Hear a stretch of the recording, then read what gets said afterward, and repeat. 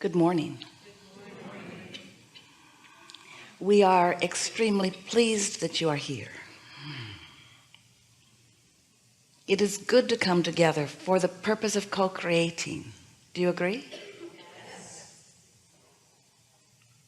You are knowing what you are wanting for now.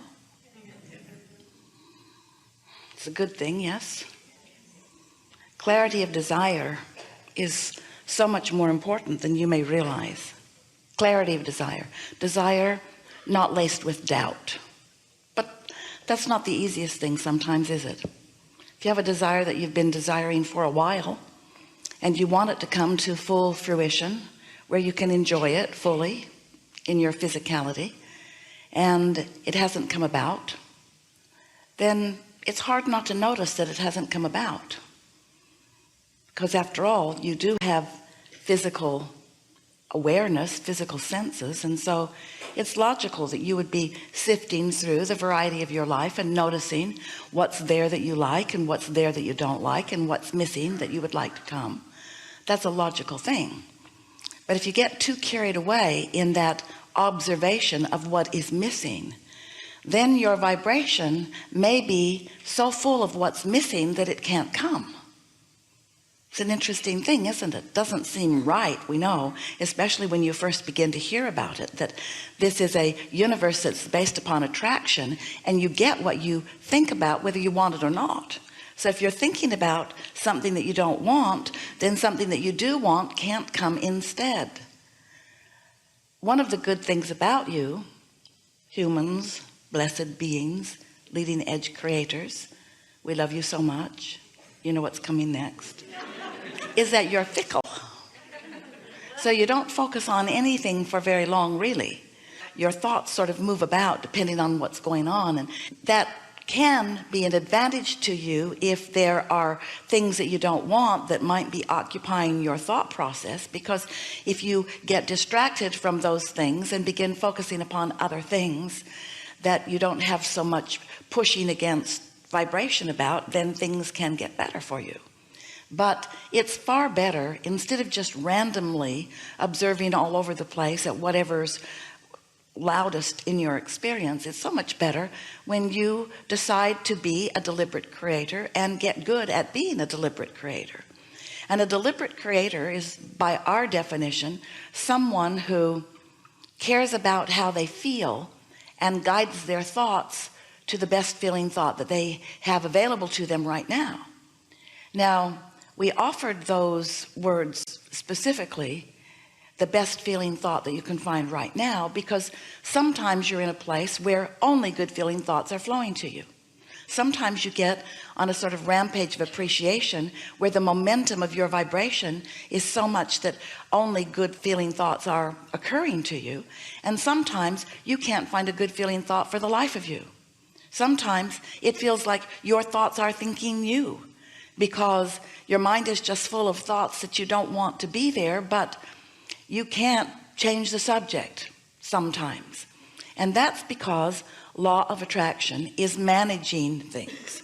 And if you've got a vibration going, and it really doesn't matter why, and it's about things not going well for you, then that is your vibrational output, which means that is your vibrational point of attraction, which means even from your own thoughts you can't find good ones. It's not just that it feels like the universe is beating up on you.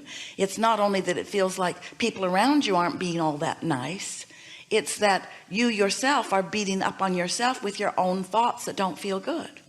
And so we call that attraction by default, or creation by default, rather than deliberate intent.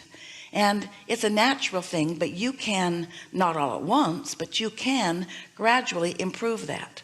You can think more good feeling thoughts today than you did yesterday, and your point of attraction will improve. And the next day more still, and your point of attraction will improve, because law of attraction will help you on the momentum of the improved thinking, and law of attraction will help you on the momentum of the not good feeling thoughts. The law of attraction is not biased about whether you should be thinking or whether you shouldn't be thinking a thought. The law of attraction just yields to you more of the thoughts that you are thinking.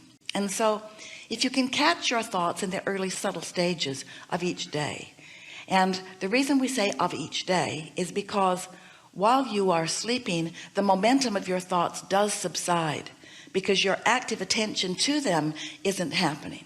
And so that doesn't mean that tomorrow you won't wake up and remember today or yesterday, because you undoubtedly will. There will be things that will remind you, and it's easy to return both to the things that you like to think about and the things you don't like to think about.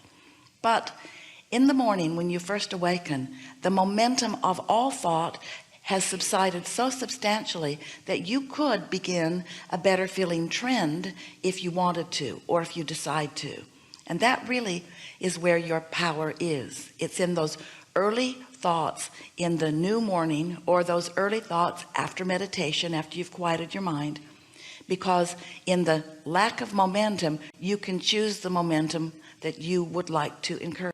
We've been offering an analogy in the last few days, few weeks, to help you to understand how this law of attraction is impacting you.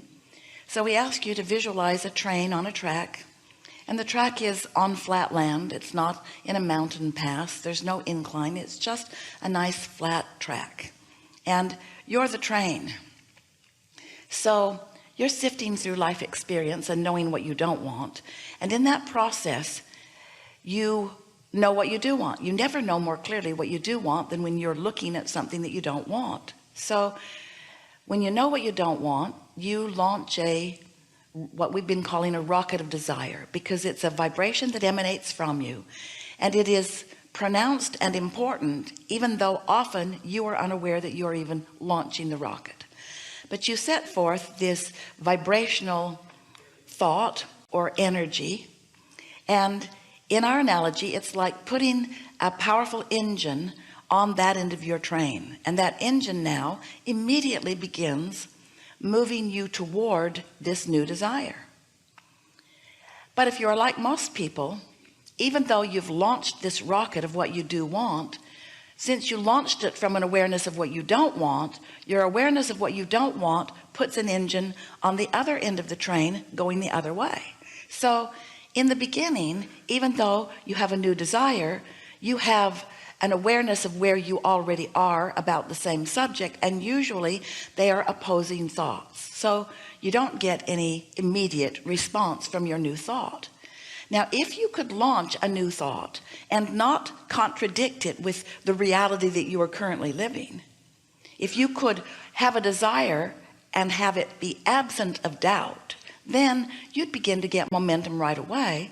And because of this momentum right away, you would come to know the powerful being that you really are, because things are always working out for you, and you're supposed to get what you want. And when life shows you what you want and you begin momentum in that direction, if you weren't countering it with other thoughts, the momentum, because of law of attraction, would take care of itself. That's why sometimes on those subjects that you don't care that much about, you have a fresh thought and off it goes, and it manifests almost immediately. Have you ever had the experience where you were just wondering about something and you turn the next corner and there's a real live answer just appearing before you? That's because you asked and it was given immediately, and you were able to translate what was given into the physical equivalent because you weren't contradicting your own thought with a thought that goes in opposition.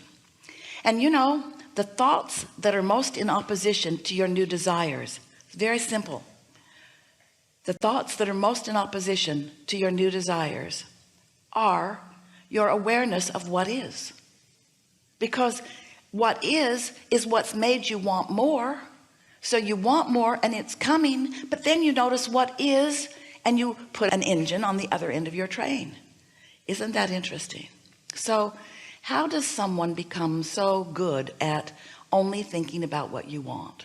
Well, it's a little tricky, because you're observing so much that you do like, but you're also observing so much that you don't like, and you've been trained to be objective observers.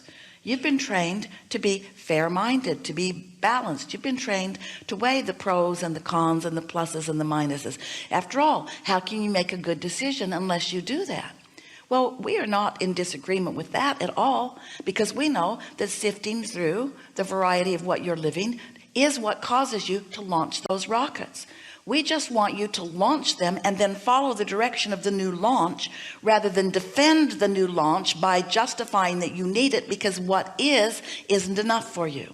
If you could just trust more that when you launch it, the universe is after it, that your inner being is after it, that source is helping you, then maybe you could relax a little bit and just understand that things are working out for you and that universal forces are assisting you.